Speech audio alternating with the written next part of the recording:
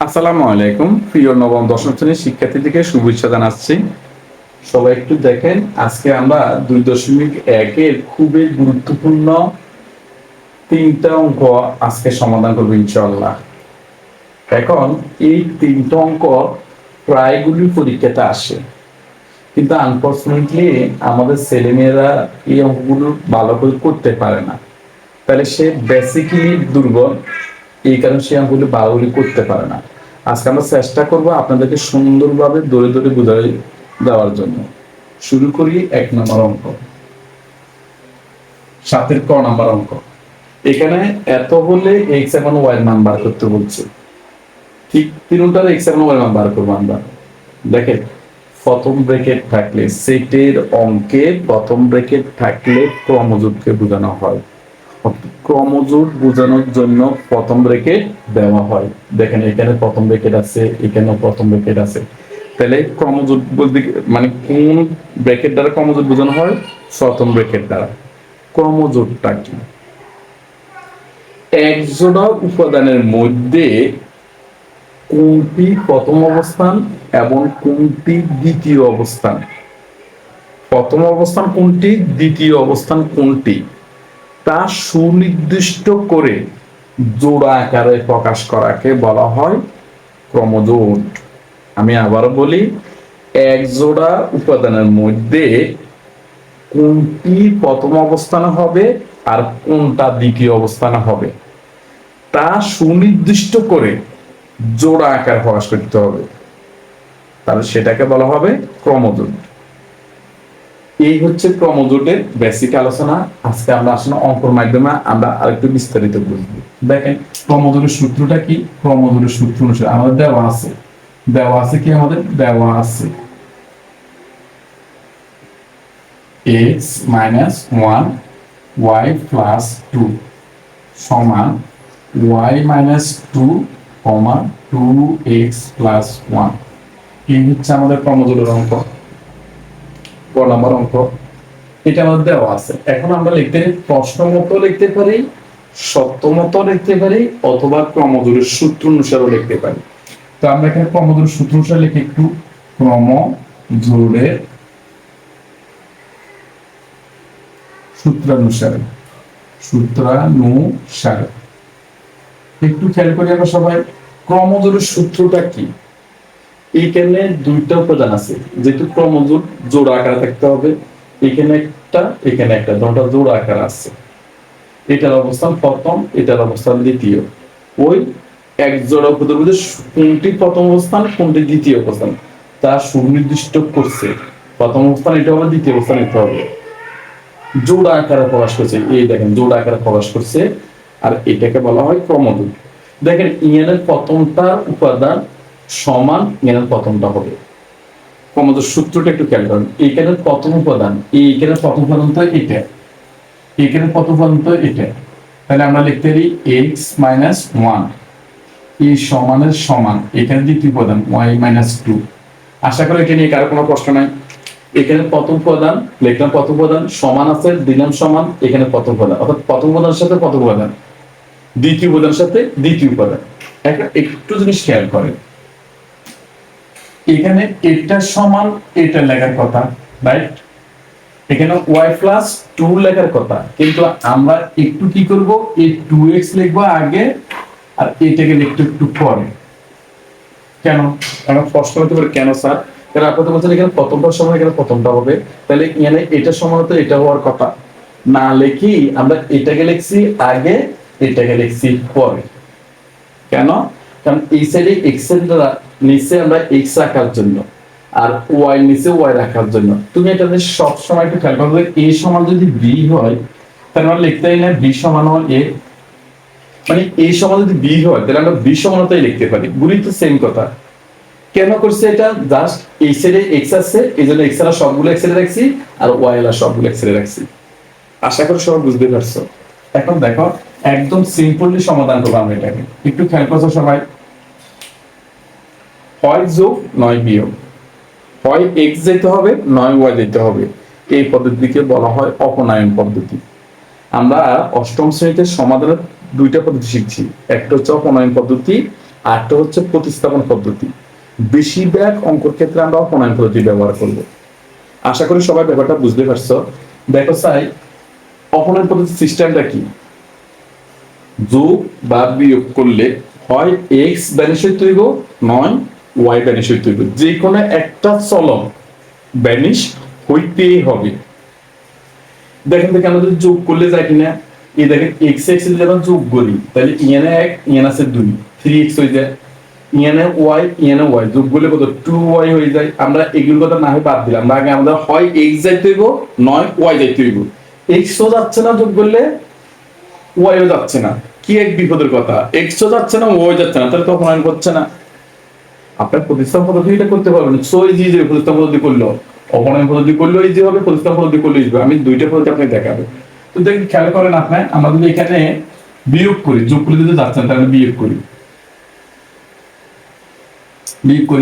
বিয়োগের বেলা নিচের রাশির চিহ্ন পরিবর্তন হয়। আশা করি সবাই বুঝতে পারছেন, বিয়োগের বেলায় নিচের রাশির চিহ্ন পরিবর্তন হয়।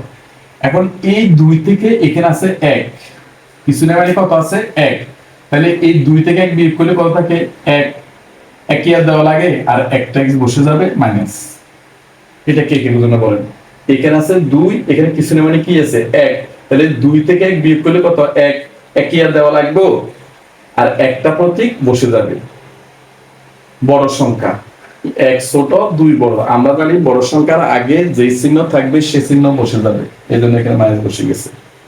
আশা করি কারো কোনো প্রশ্ন নাই।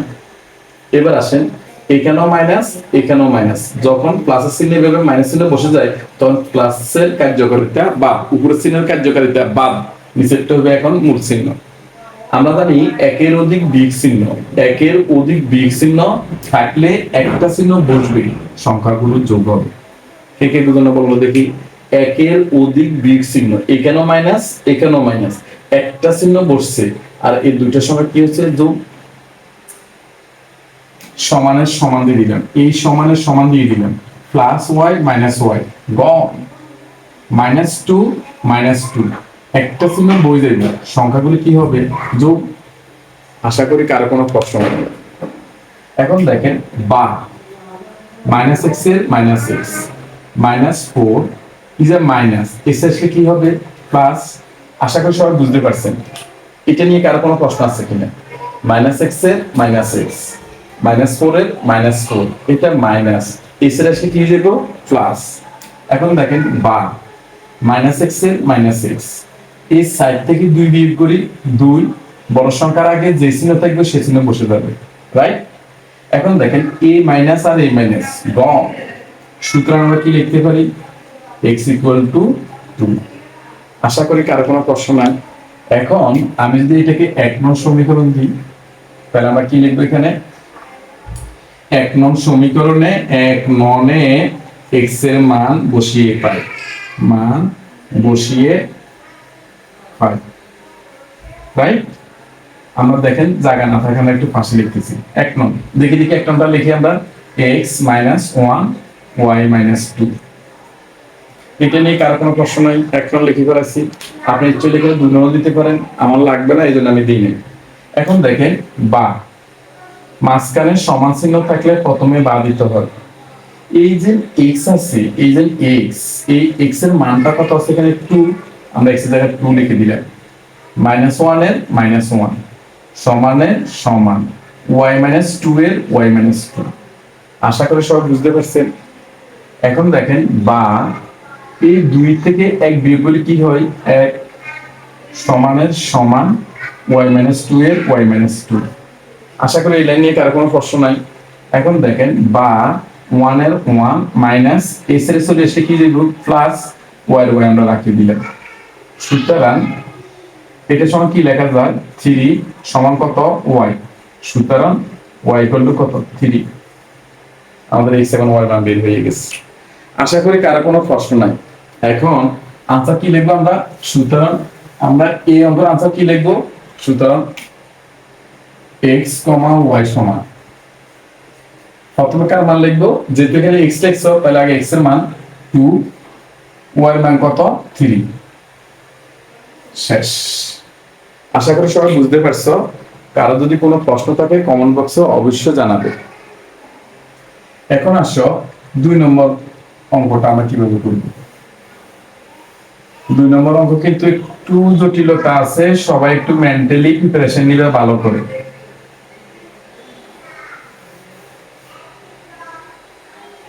তো কি দেওয়া আছে আমাদের? দেওয়া আছে ax minus cy a square minus C square সমান 0 ay মাইনাস cx। এই তো আমাদের 2 নম্বর খ নম্বর অঙ্কটা। এখন কমোডোরের সূত্র আমরা কি লিখবো? এখানে প্রথমটা সমান ax মাইনাস cy, এখানে প্রথমটা সমান এখানে প্রথমটা, রাইট? আশা করি কোনো প্রশ্ন নাই। আবার এখানে দ্বিতীয়টা সমান এখানে দ্বিতীয়টা লিখবো, এটা তো লেখার কথা, কিন্তু যেহেতু আমাদের এই সাইডে x আর y আছে, তাহলে আমরা প্রথমে এটাকে লিখবো ay মাইনাস cx সমান a square minus c square. আশা করি কারো কোনো প্রশ্ন নাই। আমি আবারও বলি, এখানে প্রথমটা সমান এখানে প্রথমটা, এখানে দ্বিতীয়টা সমান এখানে দ্বিতীয়টা, জাস্ট অঙ্ক মিলানের সাথে আমরা এটা লিখছি আগে, এটা লিখছি পরে। আশা করি কারো কোনো প্রশ্ন নাই এখানে। এখানে আপনি এমন ইউজ করতে পারেন। এখন একটা জিনিস লক্ষ্য করে, যোগ করি, যদি আমরা এটা যোগ করি, দেখেন এটা যোগ করলে যায় না, এই x আর x যায়। যদি আমরা বিয়োগ করি যায়, এটাও জানা এটাও যায় না।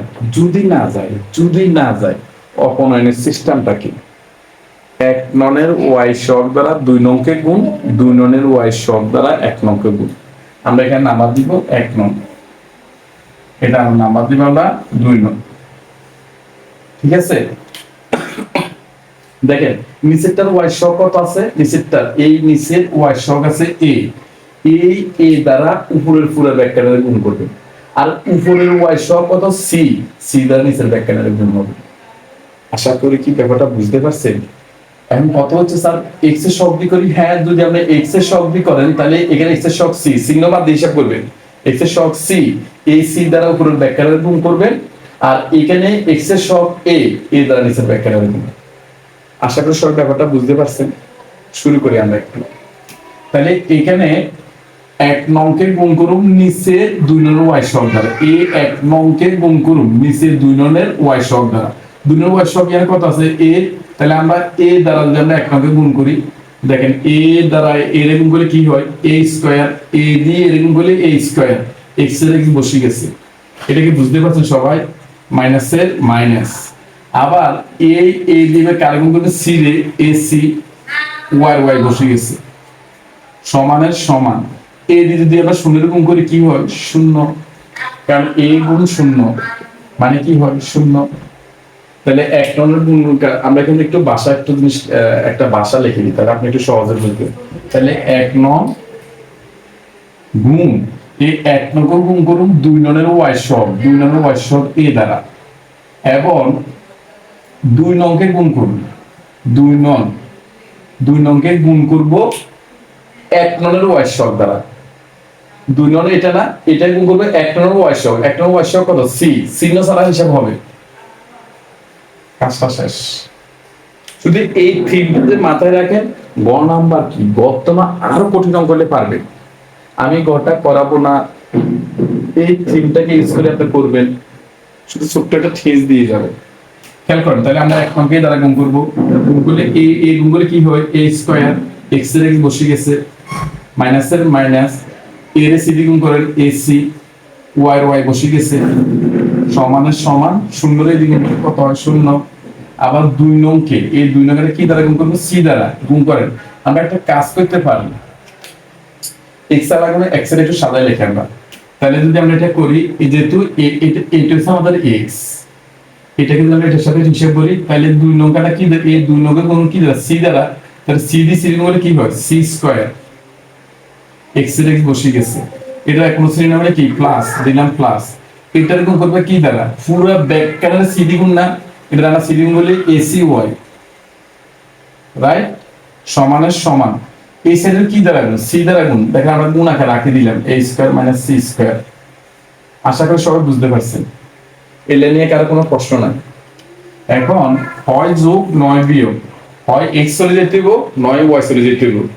তাহলে দেখেন আমরা যদি এখানে যোগ করি তাহলে দেখেন এইটা আর এইটা চলে যায়, তাহলে আমরা এখানে লিখতে পারি যোগ করি। দেখুন দেখি এইটা লিখে কি এক নি, a স্কয়ার আর c স্কয়ার দুটোকে এক হচ্ছে, এক হয়নি। তাহলে কিভাবে যোগ করব, উপরেরটা লিখবো এখানে উপরেরটা মাইনাস a নিচেরটা c স্কয়ার x। আশা করি সবাই বুঝতে পারছেন, এই লাইনে কারো কোনো প্রশ্ন নাই। এখন এটা চলে যায় না, সমানের সমান এর শূন্য দিল যে কথা, না দিল এক কথা। তাহলে আমরা c লিখতে পারি a square minus c square. এটা নিয়ে কারো প্রশ্ন আছে? আশা করি সবাই বুঝতে পারছেন। এখন এখানেও x আছে এখানেও x আছে, আমরা একটা x কমন নিই, কি থাকে তাহলে x কমন নিলে কি থাকে a স্কয়ার, এখানে x এর কমন নিলে কি থাকে মাইনাস c স্কয়ার, আর এখানে যেটা সেটা রাখি দিলাম c into a square minus c square. আশা করি কারো কোনো প্রশ্ন নাই। আমি আবার একটু বলি সবাইকে, এখানে x আছে এখানে তো x আছে, একটা x কমন, x এর চলে যায় a স্কয়ারের a স্কয়ার মাইনাস এর মাইনাস x এর চলে যায় মাইনাস c স্কয়ারের মাইনাস c স্কয়ার। এটা যাই না সেটা রাখি দিলাম, রাইট। এখন দেখেন দেখি উভয় পক্ষ থেকে এটা বাদ জানা, তাহলে আমরা কি লিখতে এখানে, সুতরাং x ইকুয়াল টু c বসে যাবে। শেষ, x এর মান বার করছি আমরা। এবার কার মান বার করব আমরা, y এর মান। এখন দেখেন y এর মান আমরা কিভাবে বার করব, যেটা আমার নিচে জায়গা নাই আমরা এখানে একটু পাশে লিখি। আগের মতোই 1 নং সমীকরণে x এর মান বসিয়ে পাই, 1 ননে x এর মান বসিয়ে পাই। এখন আমরা দেখি লিখি ax মাইনাস cy সমান 0। দেখেন a 1 ননে, এটা হচ্ছে 1 নন, a 1 নন আমরা x এর মানটা বসাবো। এখন দেখি লিখছি, তাহলে আমরা এটা একটু মুছাই।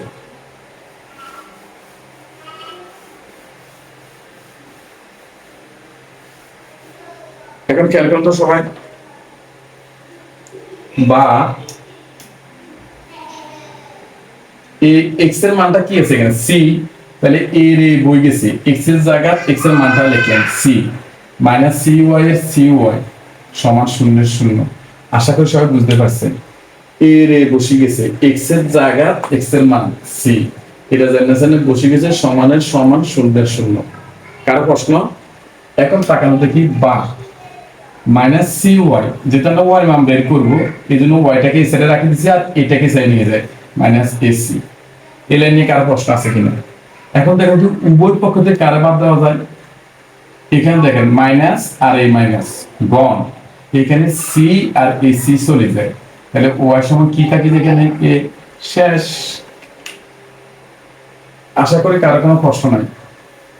এখন আমরা কি করব এখানে, সুতরাং আমরা লিখতে পারি সুতরাং x, y সমান কি লিখবো, x এর মান আগে লিখবো, x এর মান আগে আমরা কি বুঝি c, আর y এর মান কত আছে আমরা a। অনেকবার এই অঙ্কটা আছে, অনেকবার। আশা করি সবাই অঙ্কটা বুঝতে পারছেন। গটা আমি জাস্ট একটু কম দেখাই দিয়ে যাবো, এই কথা না গেলে অঙ্ক ক্লিয়ার। এখন আসেন সেম এটার মতন,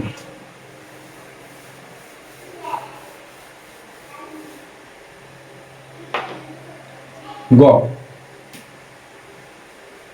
দেখেন আমাদের কি দেওয়া আছে এখানে, 6x মাইনাস y কমা 13, 1 কমা 3x প্লাস 2y, রাইট। কি লিখবো আমরা এখানে, ক্রমজোড় সত্য অনুসারে আমরা কি লিখবেন, 6x মাইনাস y সমান কি লিখবো 1, আর এখানে লিখবেন 3x প্লাস 2y সমান কত লিখবো আমরা এখানে 13। এটাই তো প্রশ্ন।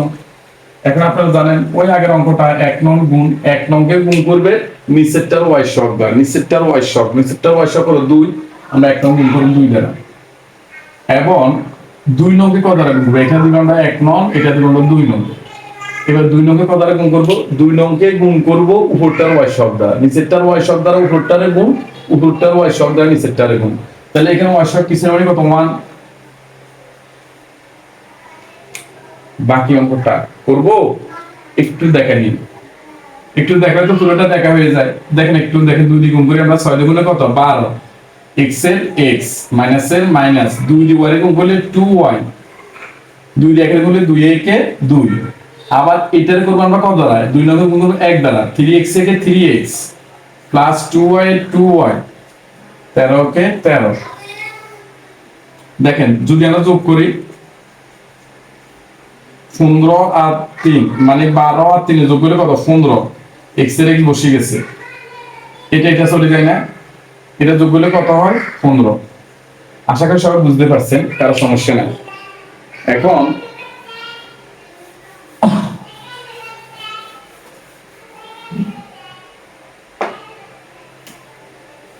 এখন দেখেন, বা x এর x 15/15 লিখতে পাই না, ওই গুণ আকার থেকে নিচে যায়, এই 15 বসে গেছে, এই 15টা নিচে নিয়ে আসলাম। সুতরাং x সমান কত? 15 ভাগ হলে 1। আশা করি কারো কোনো প্রশ্ন নাই, সব বুঝতে পারছেন।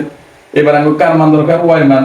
1 ননে 2 ননে বসালে পারবেন আপনি, 1 ননে x এর মান বসিয়ে পাই, মান বসিয়ে পাই। মান বসানো, এখন 6x রেখে দিলাম, 6x মাইনাস y সমান কত? 1। এখন বা 6 এর 6 মাঝখানে কিছু গুণ চিহ্ন, x এর মান কত আছে? 1, মাইনাস y এর মাইনাস y সমান 1 এর 1। আশা করি কারো কোনো প্রশ্ন নাই। এখন দেখেন, মাইনাস y এর মাইনাস y, এই 1 এর 1 ইজ প্লাস, ওই সাইডে কি হবে?